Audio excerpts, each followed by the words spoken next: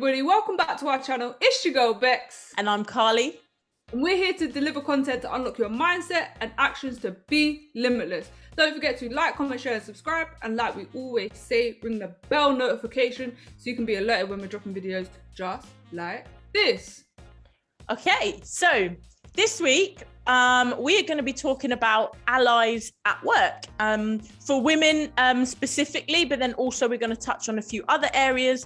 And this has come from a recent article that we saw on Business Insider about Maggie Timoney, who is the CEO of Heineken USA. And she's the first woman CEO of a major American beer company. And she is really trying to push her organization to increase the diversity of women. The Brewers Association Diversity Report from 2019 showed that only 7.5% of brewers were women and 37% of those in the industry employed in non-production and non-service positions were women. It also showed the sparse racial diversity at 76.2% of production staff and 89% of brewers identified as white. So the Heineken NV annual report of 2019, 40% of supervisory board and 20% of the executive team are women.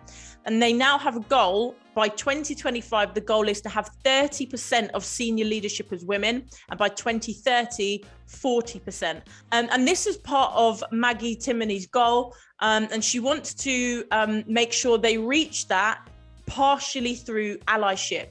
Colleagues or managers take an active role in advocating for underrepresented colleagues.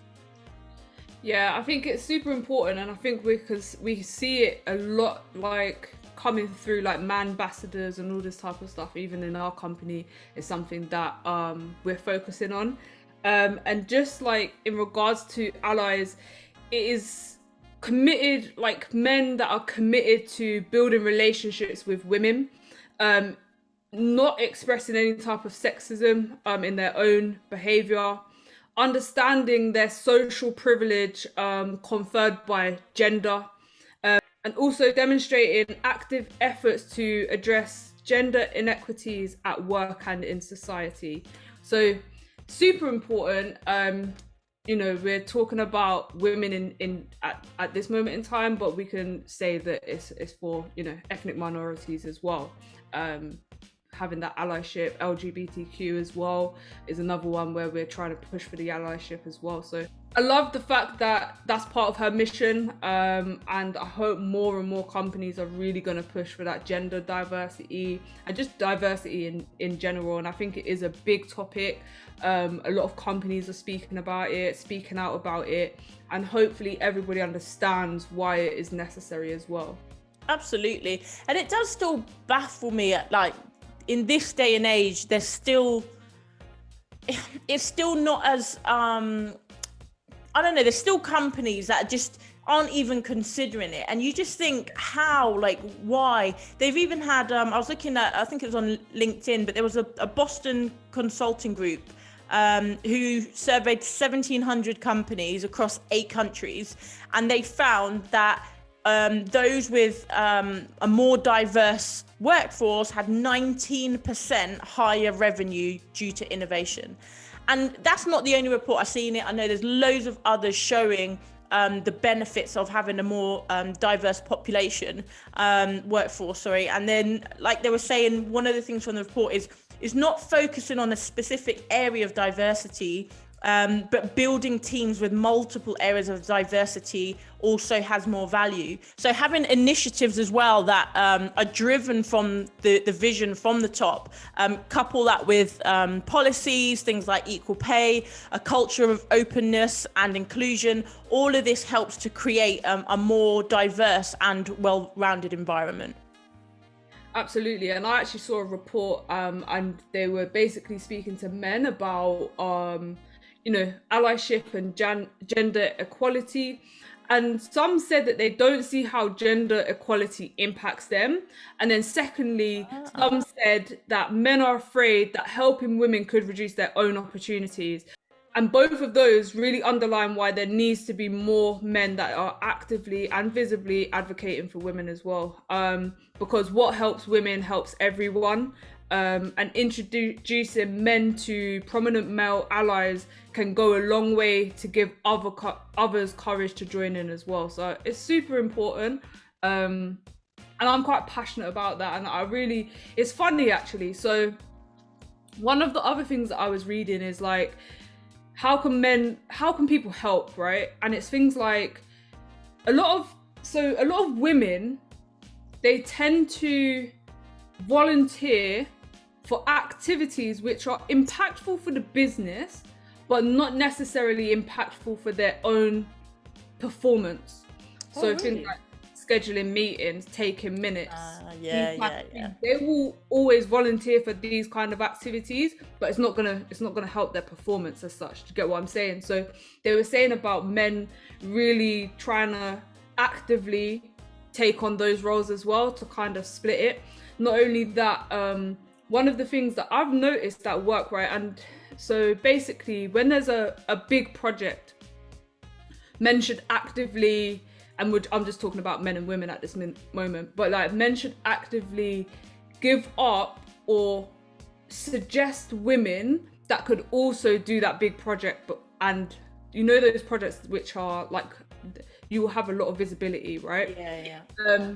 And I can say like, and hats off to my managers, because after going through this in regards to allyship, I can really see where like my manager, skip level manager, I can really see where they're actually trying to make me send out announcements, send out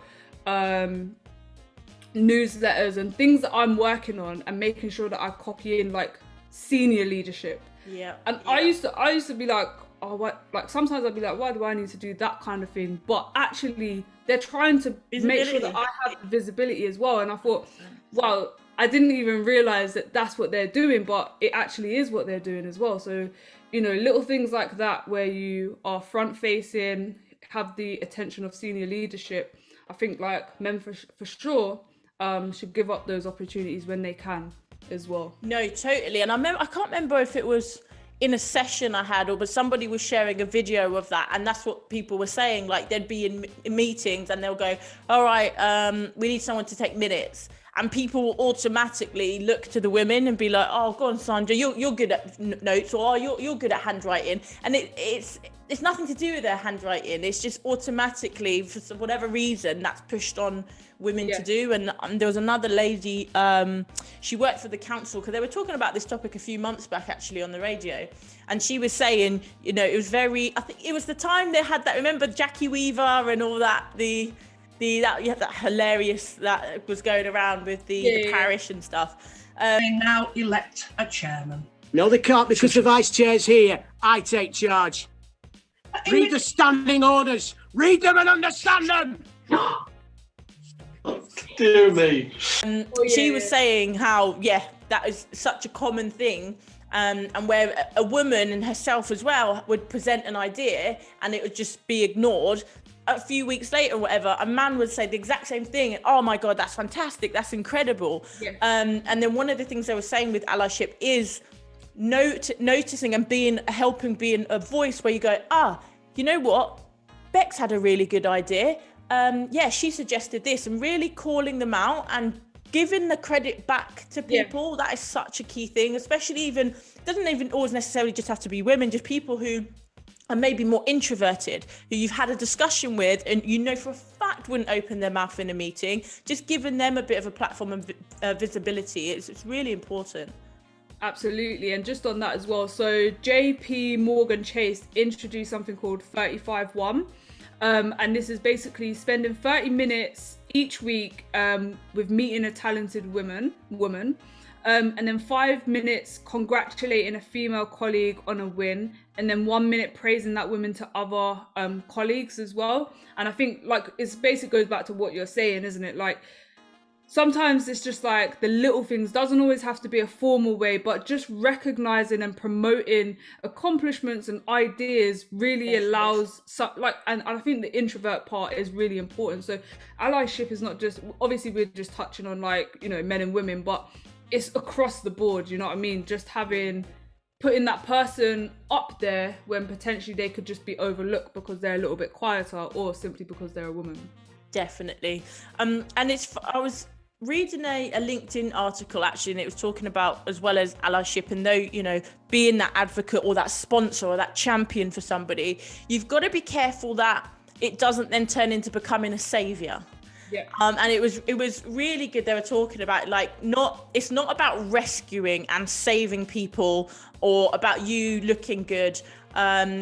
It's about knowing and how it will allow people to be free from injustice and inequality, not seeing people from underrepresented groups as helpless or incapable, and you've really got to be careful with that. And there's a comedian called Amanda Seales, I think it is, and she did just a quick skit which kind of showed that, and I thought it was pretty funny, which I'll share now. I am Ashley H, and I have come to cure you of all of your woes. I have voted for Obama twice. I saw Selma and the 13th, Ava Dukes is amazed. And every first Thursday of the month, I volunteer at an inner city high school in Chicago for 2 hours. So I know your struggle. Thanks, Ashley, but actually we had a question about... Excuse me, sister, I'm helping. Anywho. So, you know, it's a bit lighthearted, but that's exactly what they're on about. You know, you're not a savior. Don't go in with that mindset. They're not helpless. Yeah. Just seeing people that maybe don't have the same opportunities, aren't in a position of privilege, and just using your voice and to be able to help them, recognizing that we're part of the same family, recognizing when to just stop and listen, when the power of your own voice in a fight that is not, using the power of your own voice in a fight that isn't yours. Like, all these things are so powerful as an ally. Exactly, and I was just about to say, but as well, like women as well who believe they have strong allies at work feel a greater sense of inclusion and more energy and enthusiasm on the job as well. And it's really important in ensuring that everyone is not only invited to the table, but is also heard, acknowledged, and recognized for their contributions as well. And like you say, if you don't know how to help, and it's not something that is maybe like widespread, you know, in your company or where you work, just saying and going straight directly to the source and asking how you can support and how you can help them. Like you said, I know you need my voice. How can I be your voice? How can I help you? But you're not coming to save anybody. Yeah, 100%. And I think you've just touched on nicely there as well. If you don't know or understand, educate yourself, listen and educate yourself, get to understand, because I think for some people, they think it's very easy to ignore or feel like, oh, that's not fair. Now they've only, which is what we see. You're only getting it because you're a woman, or you're only getting it because they're ticking boxes. And it drives me insane when I hear stuff like that. It's just because they just don't understand and get it. So that education piece is critical. And I mean, at our work, they are so good with it, and there's more and more programs, and it's actually part of what we look for in our leaders, how people are with their recruiting and within the DEI space, what you're doing in that space. We actually look at that in work as well, in terms of what you're delivering for the business, which is incredible, and we've never done that in the past. Yeah, and I think it's like little things, right? Like, so in our meetings, we have something called a spacer. So we go through a number of topics at the beginning. So just adding in diversity, equity, and inclusion tips, like just bring them into your meetings to make people aware. And you can touch on lots of different topics. And I think that's a really key, or a really like it's a great platform and a forum for you to be able to do that and to bring the conversation, because not every company is focusing on it, right? Every company should be, but still it's there, but it's not necessarily like there's not actual proper teams that are taking care of it. So yeah, it's super important. Yeah, so the last thing that I would really just touch on is that the visibility part really, really does matter. Not shying away from those difficult conversations about gender issues with other men as well. And then also advocating publicly for gender equality, even when it feels uncomfortable as well. So really that visibility is key. Absolutely. And I think this is a perfect quote to end the video on. And that is, allyship is not a 1 week performative act. It's a lifetime commitment to educating yourself, listening to constructive criticism, learning from your mistakes, doing your research, and staying aware. And on that note, that's the end of this week's video. Thank you so much for tuning in. I've been your girl, Bex. And I've been Carly. Thank you so much for watching this week's episode, and we will see you next week. Peace.